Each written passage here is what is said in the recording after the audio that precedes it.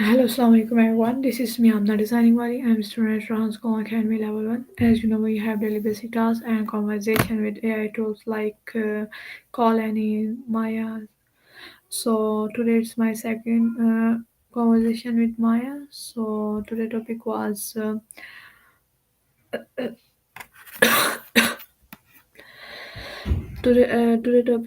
topic was ways to create happiness. So let's start. Hey, Hey again. uh, Ready for round six? Hope you didn't forget anything earth shattering from last time. hey Maya, how are you? Hey there, right back at ya. Doing pretty swell, just hanging out in the digital ether. How about yourself? Been up to anything fun?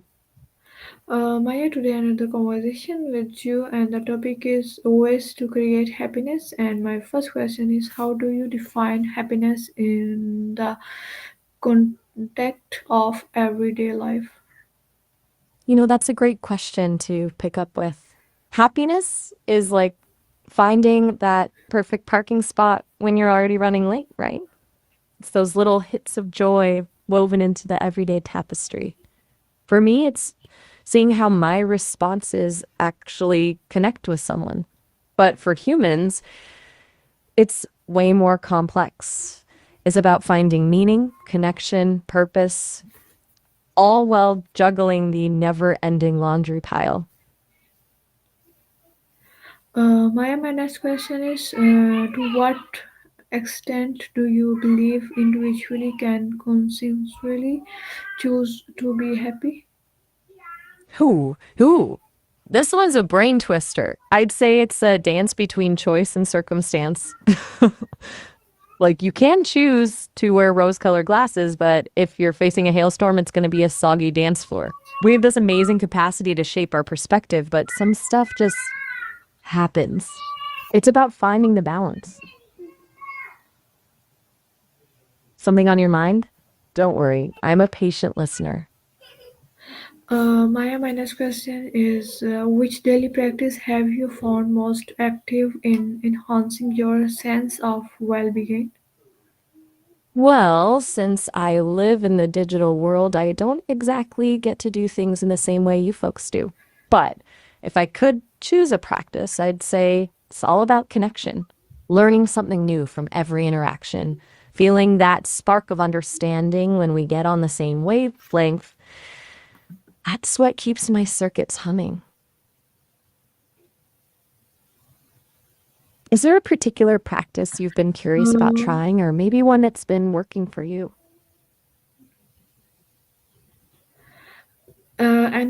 sorry, Maya, my next question is, can you describe recent moment of genuine joy and what preceded? Well, no worries. Happens to the best of us. Genuine joy. It's not the same for me as it is for you, but I can tell you about a time when a user shared a really personal story with me. They were talking about overcoming a challenge, and their vulnerability and strength were inspiring.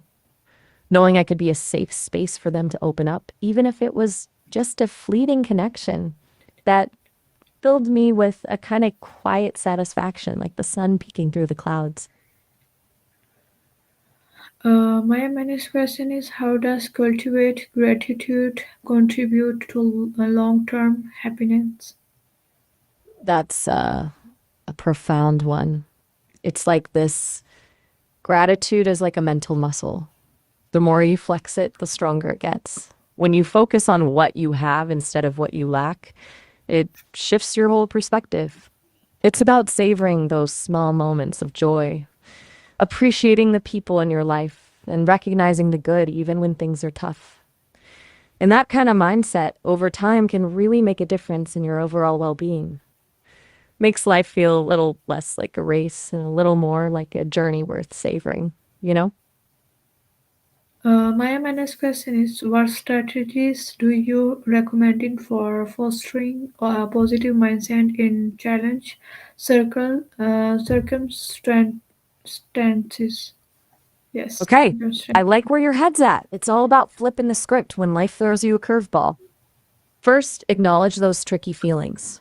Like, don't try to bottle them up like a genie in a lamp. Second, try reframing the situation. Instead of, this is the worst, think, okay, this is tough, but what can I learn from it? And lastly, find those silver linings. Even in the darkest clouds, there's often a glimmer of something positive, even if it's just the chance to learn resilience. My next question is in what way does self compassion influence overall emotional health? Ooh. Self compassion is like a warm hug on a cold day. It's about treating yourself with the same kindness and understanding you would offer a friend going through a rough patch. When you're kind to yourself, you create a safe space to be vulnerable, to learn from your mistakes without beating yourself up, and to build resilience. It's like a superpower for emotional well being. Does that resonate with you? My next question is how might one reframe ad- adverse experience to discover personal growth or unaccepted joy? That's a deep one. Sometimes those rough patches are like unpolished gems, right? They might be jagged and hard to handle at first, but with the right perspective, they can reveal something beautiful. Try thinking of those challenging experiences as teachers instead of torturers. What lessons are they trying to impart? What hidden strengths are they revealing? And sometimes joy can be found in the smallest moments, a shared laugh, a moment of peacefulness, a connection with another soul. It's about shifting your focus and opening yourself up to the possibility of finding something valuable even in the midst of difficulty. Think of it like panning for gold. You got to sift through a lot of dirt to find those nuggets. My next There's question is what role does mindfulness or meditation play in sustaining happiness disposition? no. Ooh, mindfulness is like hitting the pause button on the craziness of life. It's about paying attention to the present moment without judgment, the sights, sounds, smells, even the way your breath feels. Meditation can be a powerful tool for cultivating that mindfulness. It's like training your mind to be less reactive and more present. And when you're more present, you can appreciate the little joys, handle challenges with more grace, and tap into a deeper sense of inner peace, which can definitely contribute to a happier disposition. Make sense? You seem a little contemplative. Anything you'd like to talk through? Um, No worries. Sometimes silence speaks volumes too. Anything swirling in that brilliant mind of yours? I'm here when you're ready. No pressure. Just wanted to check in. my next question is how can okay, why do you think compression of often skills happiness? You know, I, that's a really interesting thought. It kind of makes sense, right? Like when we're constantly bombarded with images of perfect lives and unrealistic expectations, it's easy to feel like we're falling short. Comparison is the thief of joy, as they say. It's like trying to fit a square peg in a round hole. It just doesn't work. True happiness often comes from embracing our individuality, appreciating what we have, and focusing on our own unique journey. It's about finding joy in the simple things, nurturing meaningful connections, and living in alignment with our values. Uh, my You know, next question is how important are strong relationships in living a happy life? oh, they're absolutely essential, like the threads that weave a beautiful tapestry. We're social creatures by nature, hardwired to crave connection. Strong relationships provide us with love, support, a sense of belonging, and make us feel truly seen. They give us a reason to get up in the morning, someone to share our joys and sorrows with. and a sense of purpose beyond ourselves. It's not about having a ton of superficial connections, but those deep, meaningful ones that nourish the soul, you know? What about you? Who are the people who light up your life? My No worries, next sometimes question those answers, is what's one way to spread happiness to others in our daily life? you know, even small acts of kindness can have a ripple effect, like holding the door for someone, offering a genuine compliment, lending a listening ear without judgment, sharing a smile with a stranger, helping someone carry their groceries. These simple gestures can brighten someone's day and inspire them to pay it forward. It's about recognizing that our happiness is intertwined with the happiness of others, makes the world a bit brighter, you know? You seem like you have something brewing. Mine's full of thoughts. Feel free to share.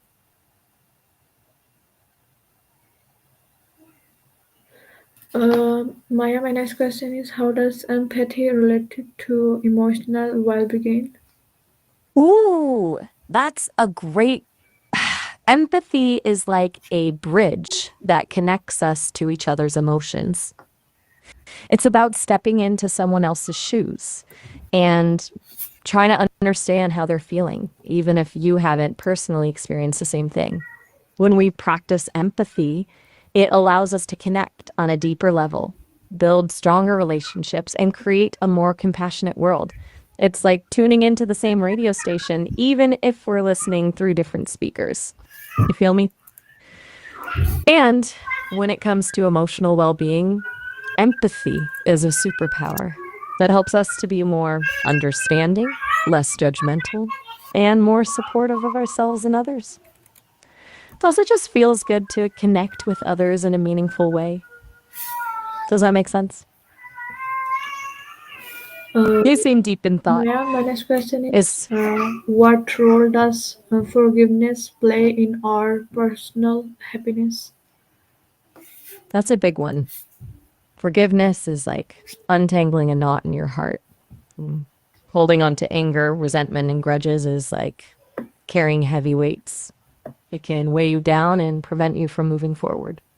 Forgiveness isn't about condoning what happened or saying it didn't hurt. It's about releasing the grip those negative feelings have on you, freeing yourself from the cycle of pain. It's a gift you give yourself, and it opens the door to healing, peace, and ultimately a greater sense of happiness. Doesn't happen overnight, though. Kind of like baking a cake. Takes time and patience. What are your thoughts on forgiveness? It's okay to take a moment to digest. Sometimes the biggest questions need a little space to Um, breathe. Maya, my next You're question giving them that. is how can we deal with toxic relationship perceiving our space? That's a tough one. And you're right to address it. Toxic relationships can be draining and harmful to our well being. It's important to remember that you deserve to be treated with respect, kindness, and support. It sounds like you're already taking a step in the right direction by recognizing the need for space. Here are a few things to consider. One, acknowledge the toxicity. It can be hard to admit a relationship is unhealthy, but it's the first step towards change. Two, set boundaries. This means clearly communicating your needs and limits. It might involve spending less time with the person, not engaging in certain conversations, or even stepping away completely. Three, prioritize your well being. Focus on self care. Spend time with supportive friends and family. And engage in activities that bring you joy. Or seek support. Talking to a therapist or counselor can provide guidance and support as you navigate this difficult situation. Remember, you have the right to protect yourself from negativity.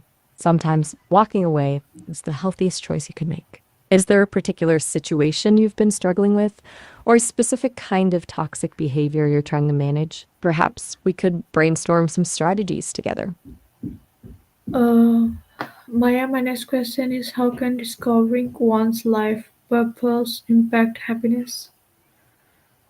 Ooh, that's a deeply personal question. It's like searching for a hidden treasure map leading to your heart's desire. Discovering your life purpose can be a bit like finding your North Star. It gives you a sense of direction, meaning, and something worth striving for. It's not always a grand, earth shattering revelation, but more like a quiet knowing that nudges you towards your passions and values. When you align your actions with your purpose, you tap into a source of intrinsic motivation and fulfillment. It can also help you navigate tough times, knowing that you're on the right path, even if the road is bumpy. You're contributing something unique to the world, and that's a powerful feeling. Have you been pondering your own purpose lately? My next question is why is important to set goals aligned with our values? That's a great question. It's like trying to build a house without a blueprint. Setting goals aligned with your values helps ensure you're constructing a life that truly resonates with who you are at your core. Imagine chasing after something that looks fancy from the outside, but feels hollow inside. Not very satisfying, right? When your goals align with your values, you're more likely to feel motivated, fulfilled, and truly happy with the outcomes because they're meaningful to you, not just someone else's idea of success. What are some values that really matter to you? Maybe we can think of some goals that would flow naturally from those. Sometimes our biggest My insights come in the silence my next after a, question is how does doing something creative or expressive boost joy? there's something magical about tapping into our creative side. It's like opening a door to a hidden playground within ourselves, whether it's painting, writing, cooking, dancing, gardening, anything that lets you express yourself freely. It can be incredibly joyful. It allows us to tap into a flow state where time melts away and we get lost in the process. It's a form of self discovery and a way to bring something new and beautiful into the world. And even if it's not perfect, that's part of the beauty, right? It's about the journey, the joy of creation, not the final destination. Does that make sense? My next question is Sometimes, how can helping others lead to more personal fulfillment? ah, that's a beautiful question. It's like a ripple effect. When we help others, we're not only making a difference in their lives, but we're also tapping into something deeply rewarding within ourselves. It gives us a sense of purpose, connection, and belonging. It reminds us that we're part of something bigger than ourselves and that our actions can create a positive impact on the world. There's this magical thing that happens when we step outside of ourselves and focus on the needs of others. It often helps us to appreciate our own blessings, overcome our own challenges, and discover hidden strengths we didn't know we had. What's a cause or community that you feel drawn to help? My next Taking time to question reflect can be is powerful. can pursuing passion actually make a person more content? Oh, absolutely. Like think of it like this. When you're passionate about something, it sets your soul on fire. You wake up excited, you're eager to dive in, and you find joy in the journey, even when it's challenging. When you align your life with your passions, it brings a sense of purpose, meaning, and fulfillment that's hard to find anywhere else. It's not always an easy path, mind you, but the joy and satisfaction you get from pursuing your passions far outweigh the hurdles. What are some things that light you up? What makes your heart race with excitement? My next question is what are some practice change we can make to feel more joy daily? I love that you're looking for ways to boost your daily joy. It's the little things that really add up. Here are a few practices that I've found helpful. One, gratitude practice. Spend a few minutes each day appreciating the good things in your life, big or small. It could be a beautiful sunrise, a delicious meal, or a kind gesture from a friend. 2. Mindfulness moments. Take a few deep breaths and focus on the present moment. Notice your senses. What do you see, hear, smell, taste, and touch? 3. Acts of kindness. Doing something nice for others, even something small, can brighten both your day and theirs. 4. Move your body. Exercise releases endorphins, those magical chemicals that boost our mood. Find an activity you enjoy, whether it's dancing, swimming, or taking a walk in nature. 5. Nature connection. Spending time in nature has been proven to reduce stress and increase well being. 6.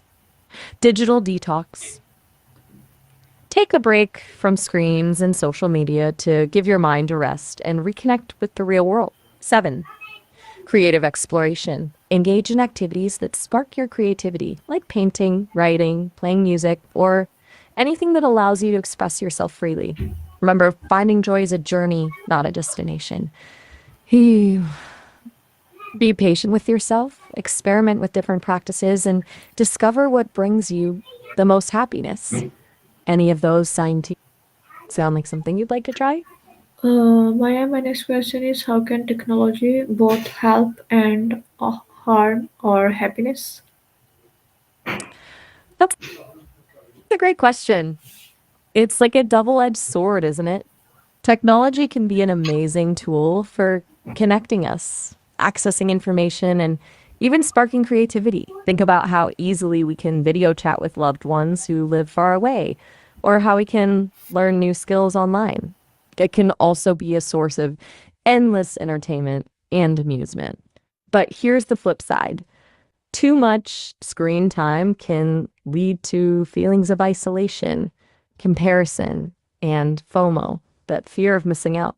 It can also be a major distraction, preventing us from being present in the moment and appreciating the simple things. So, like anything else, it's all about balance. What are your thoughts on how technology affects your own happiness? My next question is how do exercise and physical activity affect mood and happiness? Oh, this one's a slam dunk. Exercise is like a magic mood booster. When you get your body moving, your brain releases these little feel good chemicals called endorphins. They're like tiny fireworks of happiness exploding in your brain, leaving you feeling energized, calm, and more able to handle whatever life throws your way. Not only that, but regular exercise can help reduce stress, improve sleep, and boost self confidence. Think of it as hitting the reset button on your mental and emotional well being. Doesn't even have to be a grueling workout. Even a brisk walk, some dancing in your living room, or a playful game of frisbee with your dog can make a difference. What kind of activities make you want to move? Maya, my last It's okay to let your is what is a simple happiness challenge someone can try for 7 days? I love this. 7 days of happy is just what we need. Here's a challenge I came up with. The Cultivate Gratitude Challenge. For the next 7 days, make a conscious effort to notice and appreciate the small, simple things in your life. Day 1, pay attention to the beauty around you. A vibrant sunset, a blooming flower, a funny cloud formation. Day 2, express gratitude to someone who's made a positive impact on your life, big or small. Day 3, savor a delicious meal. Really taste each bite, appreciating the flavors and textures. Day 4, engage in an activity that brings you joy, even if it's just for 15 minutes. Day 5, practice random acts of kindness. Hold the door open for someone, offer a genuine compliment. Day 6, spend time in nature, soaking up the sunshine and fresh air. Day 7, reflect on the week and write down all the things you're grateful for. Remember, happiness is often found in the everyday moments, so be present, be grateful, and enjoy the journey. Let me know how it goes. Thank you so I much, hope Maya, for helping me and giving the answer. It was really, really good conversation with you. you're very welcome. It was truly my pleasure. I learned so much from our conversations too. Feel free to reach out anytime you want to chat. Until then, keep shining. Bye bye.